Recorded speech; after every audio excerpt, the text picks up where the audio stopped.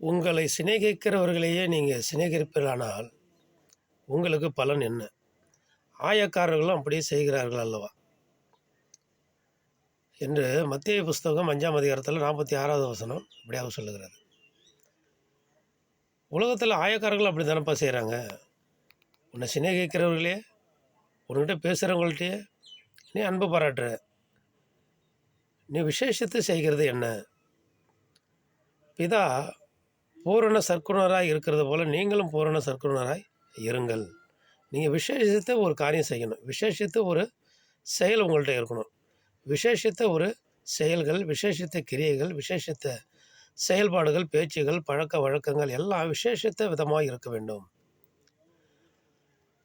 அப்போ எல்லாரும் உலகத்தில் உள்ள ஜனங்களும் மனிதர்களும் யாருக்கிட்ட சிநேகமாக இருக்காங்களோ அவங்கள தான் விசாரிப்பாங்க, அவங்கள தான் சிநேகமாக இருப்பாங்க.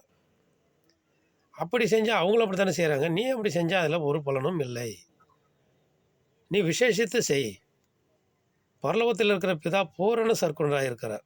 அதனால் நீங்களும் பூரண சற்குணராக இருங்கள் என்று நம்ம ஆண்டவர் சொல்கிறாங்க. நம்ம இவைகளை அறிந்து புரிந்து கொண்டு சிநேகிக்கிறவர்களே நாங்கள் சிநேகிக்காமல் நம்மளை பகைக்கிறவங்களுக்கும், நம்மள்ட்ட சண்டை போடுறவங்களுக்கும், வம்பு போடுறவங்களுக்கும், நம்மளை தூஷித்து பேசுகிறவங்கள்ட்டையும் நம்ம என்ன பண்ணுவோம்? அன்பாக இருப்போம். அவங்களுக்காக நம்ம ஜெபிப்போம். அவங்க என்ன பேசினாலும் அதை மறந்து அவங்கள்ட்ட நம்ம போய் என்ன பண்ணுவோம்?